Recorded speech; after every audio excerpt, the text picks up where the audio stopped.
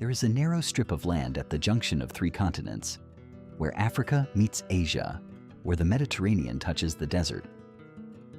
And for 4,000 years, every great empire in history has fought to control it. This is Canaan, later called Israel, later still Palestine, and today a nation that sits at the center of global politics, ancient faith, and unresolved history. Its story begins not with borders or governments, but with a single man walking out of Mesopotamia, following a voice no one else could hear. This is the complete history of Israel, from Abraham to the modern state. Around 2000 BCE, according to ancient tradition, a man named Abraham left the city of Ur in what is now Iraq. He had heard a promise that his descendants would inherit a land and become a great nation. His grandson, Jacob, was renamed Israel, meaning one who wrestles with God.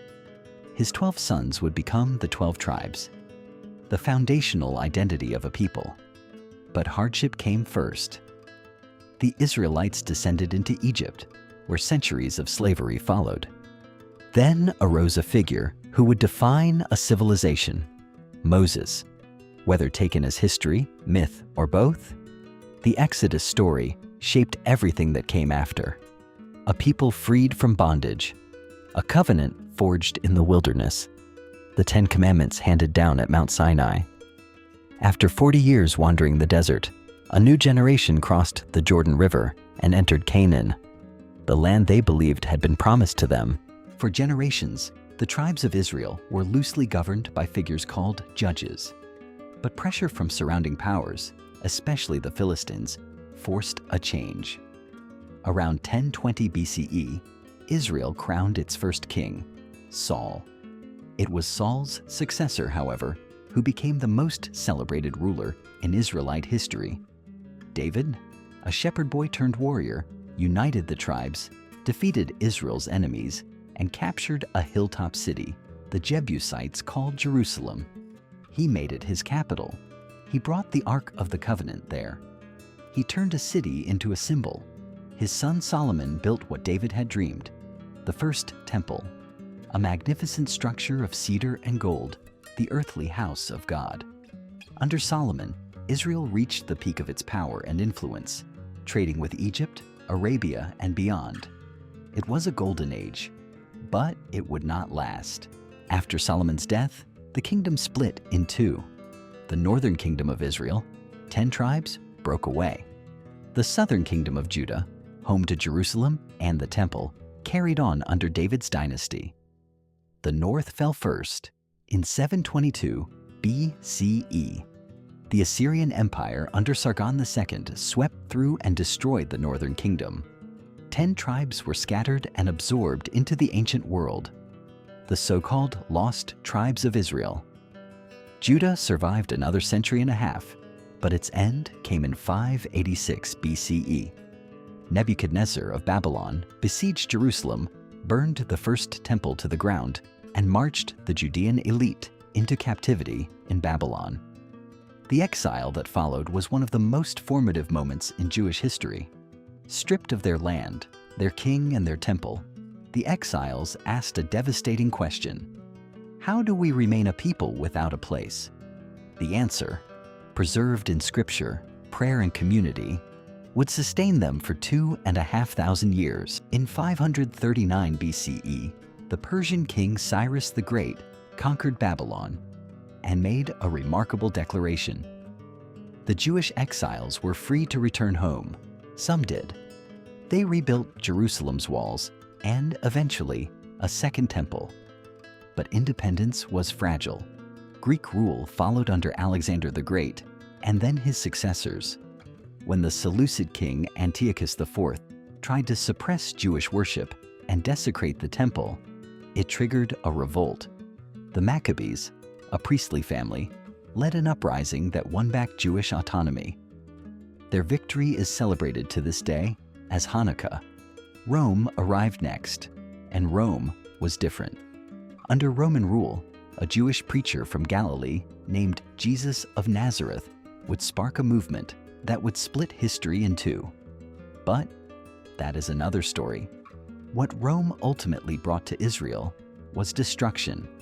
In 70 CE, after a massive Jewish revolt, the Roman general Titus sacked Jerusalem and burned the Second Temple. One wall remained standing. Jews still pray there today. In 135 CE, after a final revolt, Rome expelled the Jews from Judea entirely, renaming the province Syria Palestina. The exile began again, this time for nearly 2,000 years. Scattered across Europe, the Middle East, and North Africa, Jewish communities survived through an extraordinary act of cultural preservation. Without a land, without a temple, without a king, they carried their identity in texts, in ritual, in memory. They built communities in Babylon, in Spain and Poland, in Yemen, in Ethiopia. They were physicians and philosophers, merchants and mystics. They were also repeatedly persecuted.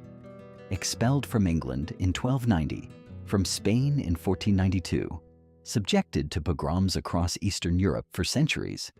Throughout it all, a phrase echoed across the generations: "Next year in Jerusalem." It was not merely a prayer. It was a promise kept alive across 2 millennia. And in the late 19th century, a journalist in Vienna began to believe it could become something more. Theodor Herzl had watched the Dreyfus Affair, a Jewish French army officer falsely accused of treason, and concluded that anti-Semitism was not a problem that assimilation could solve. The Jewish people, he argued, needed a state of their own. In 1897, Herzl convened the first Zionist Congress in Basel, Switzerland. He wrote in his diary, "In Basel, I founded the Jewish state." Most people laughed. History would not. Jewish immigration to Ottoman and later British-controlled Palestine began to swell. Tension with the existing Arab population grew. The British, in a breathtaking act of contradictory diplomacy, promised the land to both sides. Then came the Holocaust. 6 million Jewish men, women, and children murdered by Nazi Germany. 1/3 of the world's Jewish population systematically exterminated. The world was stunned into a reckoning. The case for Jewish statehood, once debated in Congress halls, was now written in the ashes of Europe. The United Nations voted to partition Palestine in November 1947. One side accepted, the other rejected it. And on May 14, 1948, history held its breath. In Tel Aviv, David Ben-Gurion stood beneath a portrait of Theodor Herzl and read aloud the Israeli Declaration of Independence. The State of Israel was born. Within hours, the armies of Egypt, Jordan, Syria, Iraq, and Lebanon invaded. What followed was the Israeli War of Independence, called by Palestinians the Nakba, meaning the catastrophe, in which Israel fought for survival, won, and expanded its borders. Hundreds of thousands of Palestinians fled or were expelled. A wound opened that has never fully healed. Israel survived. It absorbed millions of Jewish refugees from Europe and from Arab countries. It built cities in the desert, a democracy in a region of monarchies and dictatorships, and a military that would prove itself in war after war. 1956, 1967, 1973, and beyond. Today, Israel is a nation of over 9 million people, Jewish, Arab, Druze, and more. It is a global leader in technology, medicine, and innovation. It is also a country still defined by conflict, by contested borders, and by one of the most complex political situations in the modern world. The questions that surround it, about land, identity, justice, and peace, do not have easy answers. They are debated in parliaments, in universities, in families around the world. What is undeniable is this: the story of Israel is one of the most remarkable in human history.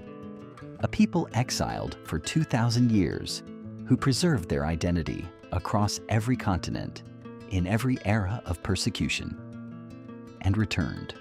Whether you see it as the fulfillment of a divine promise, the triumph of human will, or a tragedy still unfolding. It is a story unlike any other, and it echoes still